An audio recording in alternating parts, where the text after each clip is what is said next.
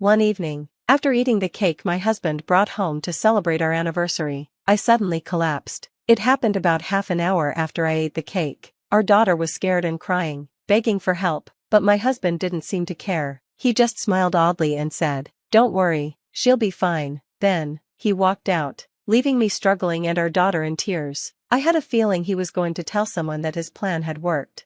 "Mom, are you okay?" my daughter asked through her tears. I tried to comfort her and said, "I'm all right, sweetheart." Slowly, I stood up and gave her a reassuring smile to calm her down, but in reality, I knew I was the one who had actually succeeded in a plan, one they didn't know about. They would soon face the consequences of what they had done.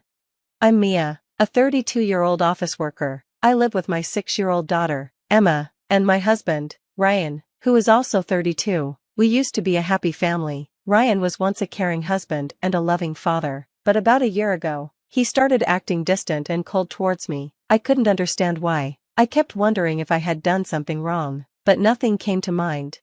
One day, Ryan said to me, "You haven't aged well, have you?" "Well, you're 32 now, an old hag." His words hurt me deeply, especially since we were the same age. "That's harsh." "We're the same age," I replied, confused and upset. He continued, "Your clothes and makeup are outdated and uncool. Why don't you dress up like other people?" This sudden, hurtful criticism shocked me. Ryan had never been like this before. I couldn't understand why he was acting this way, and it made me feel sad and confused. Then, my daughter, Emma, stepped in and said, "Mom is beautiful, don't talk to her like that." Emma quickly defended me, but Ryan just clicked his tongue in annoyance and left the house. His terrible behavior wasn't just in his words. Sometimes, he completely ignored me. Even when I woke up early to make him lunch, he would get angry if he didn't like what I made. "What is this? Don't put frozen food in there. You're being lazy," he would shout. Once, he even had the nerve to throw the lunch I prepared into the trash. "That's so unfair. I only used one frozen item. I woke up early to make the other dishes fresh," I explained, feeling hurt. Emma always defended me, saying, "Mom's cooking is delicious," but even that seemed to annoy Ryan. "Emma, you don't understand. Your mom isn't doing her job properly, and that's why I'm advising her," Ryan replied coldly. "That's not true. Mom's doing her best. It's Dad who's wrong," Emma argued back. "You've really got our daughter wrapped around your finger, haven't you?" Ryan glared at me with disgust. The kindness I once knew in him was completely gone. We used to rarely fight, so I had no idea what had caused such a drastic change in Ryan. There was something else that was bothering me, too. Ryan, who had never been very enthusiastic about his job, suddenly started coming home late, saying he had to work overtime. He even began working on weekends. I couldn't help but wonder, was he having an affair? I had a bad feeling about his suspicious behavior, but I didn't have any proof. Part of me still wanted to believe in him. After all, he was still providing for our family and was a loving father to our daughter. I kept hoping that Ryan's bad mood would pass and that he'd go back to being the kind person he used to be, but then, something troubling happened. One day, when I updated our savings passbook, the account we were using to save for Emma's future education, I noticed the balance had gone down. Over the past 6 months, there had been several withdrawals, first $500, then $1,000, until a total of $10,000 was missing. The only other person who could access that account was Ryan. I confronted him, saying, "The money we've been saving for Emma is missing. Did you take it out?" Ryan casually replied, "Yeah, I lent it to a friend who was in debt." I was shocked. "Who is this friend you're helping by using Emma's savings?" "It's none of your business," he said dismissively, showing no guilt. It was also strange that he had withdrawn the money in small amounts over time, supposedly to lend to this friend. "That money was for Emma's future," I protested. "So what? It's my money, since the account is in my name. Stop complaining." "That's not fair. I work too, and I've been putting money into that account," I argued. Ryan suddenly snapped. "Shut up," he shouted, grabbing the remote control and throwing it at me. It missed my face by inches. "What are you doing? That's dangerous," I yelled, shocked by his outburst. "As my wife, how dare you boss me around? You should just obey me," Ryan snarled, refusing to listen to anything I said. Our relationship grew even more strained, and I didn't know how things had gotten so bad. I was worried about what to do, and trying to reconcile seemed impossible. One night, I woke up late and heard Ryan talking on his cell phone on the balcony. He was saying something shocking, looking forward to executing it on our wedding anniversary. I couldn't believe what I was hearing. Was this some kind of joke? I felt a deep sadness, realizing how much Ryan's love for me had faded. At the same time, I was terrified of what he might be planning. I kept hoping that Ryan's bad mood would pass and that he'd go back to being the kind person he used to be. But then, something troubling happened. One day, when I updated our savings passbook, the account we were using to save for Emma's future education, I noticed the balance had gone down. Over the past 6 months, there had been several withdrawals, first $500, then $1,000, until a total of $10,000 was missing. The only other person who could access that account was Ryan. I confronted him, saying, "The money we've been saving for Emma is missing. Did you take it out?"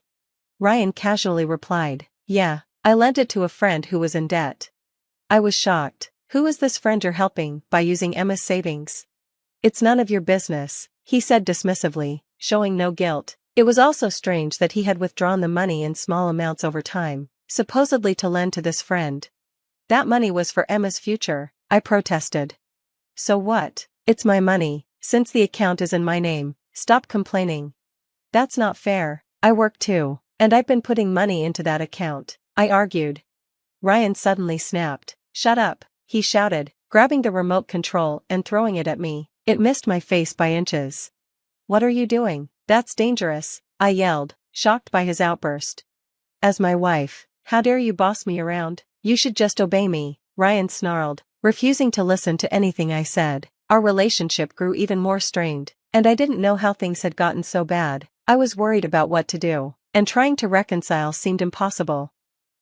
One night, I woke up late and heard Ryan talking on his cell phone on the balcony. He was saying something shocking, looking forward to executing it on our wedding anniversary. I couldn't believe what I was hearing. Was this some kind of joke? I felt a deep sadness, realizing how much Ryan's love for me had faded. At the same time, I was terrified of what he might be planning.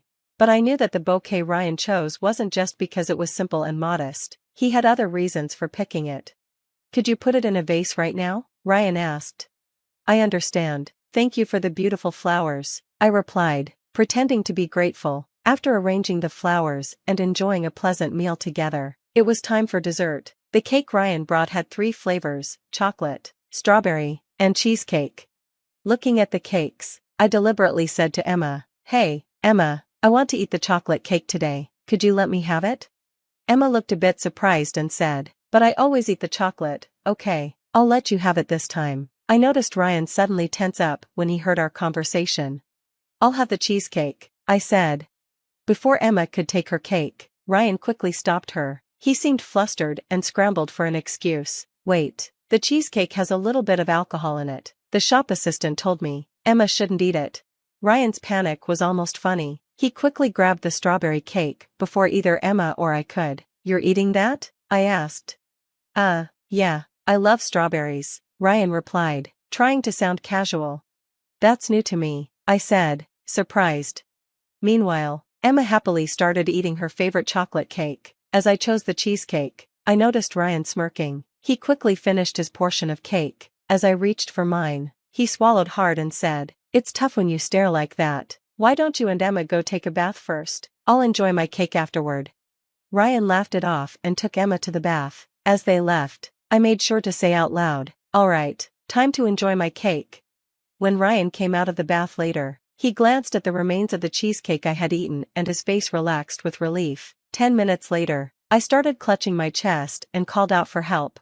"My chest hurts, help me," I gasped, then collapsed on the dining room floor, pretending to be in agony. "Papa, Mommy is foaming at the mouth and collapsed. Help," Emma screamed, terrified. Emma called out to Ryan, who was watching TV in the living room. Despite seeing me struggling, he remained cold and said, "Don't worry, just leave her," and then walked out of the house, leaving Emma upset and me lying on the floor.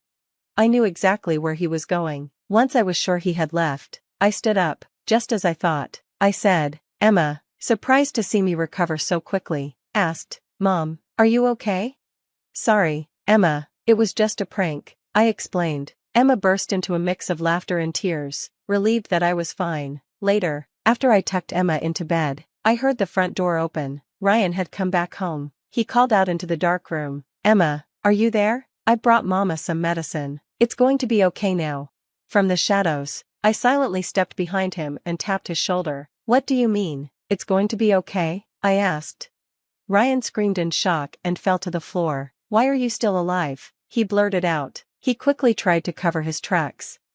No, when I saw you collapse, I ran outside to get help, but there was no one around, so I thought I'd go buy some stomach medicine. I see, how kind of you, I said calmly. I'm glad you're relieved to see me better. Ryan, thinking he had convinced me, relaxed a bit, but I wasn't fooled. You've got some nerve, lying like that. So, where's the stomach medicine you bought? I asked. Ryan stammered. Did I forget it at the pharmacy?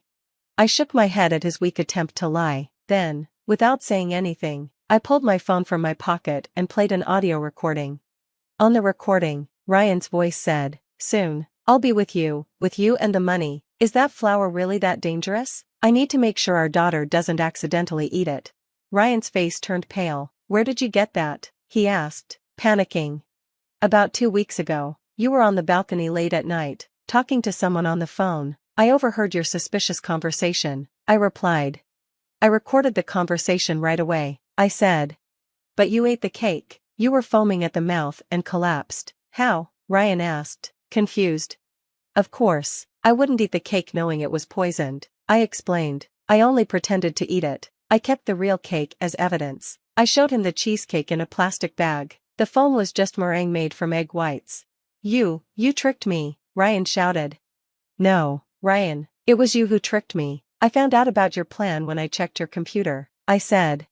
Ryan's plan was simple but cruel. He was going to give me flowers and cake for our anniversary, but he had secretly coated the cake with poison from the flour. His idea was that if the police investigated, it would look like I poisoned myself by handling the flowers and eating the cake without washing my hands. Suddenly, Ryan moved toward me with anger in his eyes. "Give me that evidence." "Don't even think about it," I said. "I've already called the police, and they'll be here soon. Plus, this room is under surveillance. Everything is recorded." "What? You're lying," Ryan said, panicking. He fell to the floor, begging, "Please, I was persuaded by another woman. I didn't want to do it. Tell the police it was a misunderstanding, please." "It's too late," I replied calmly.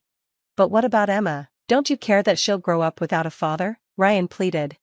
"It's better than her being with someone who tried to take my life," I said coldly. Ryan was now on the floor, crying and begging, but I didn't feel sorry for him. At that moment, the police arrived, and Ryan was arrested, still screaming and crying as they took him away. After that, both Ryan and his mistress were found guilty of trying to kill me. Of course, I divorced him and demanded $2,000 in damages and $10,000 in child support. His parents kindly paid the money and promised to make him work to repay everything after he was released from prison. I also demanded $2,000 in damages from his mistress. Her parents paid, but she was disowned and fired from her job at Ryan's company. She now faces a hard life for her crimes. Emma and I moved back to my parents' house, where we are living peacefully and happily. To protect Emma, I told her that her father had gone far away for work, surrounded by love from me and my parents. My daughter is growing up healthy and strong. Watching her thrive makes me determined to keep raising her with all my heart.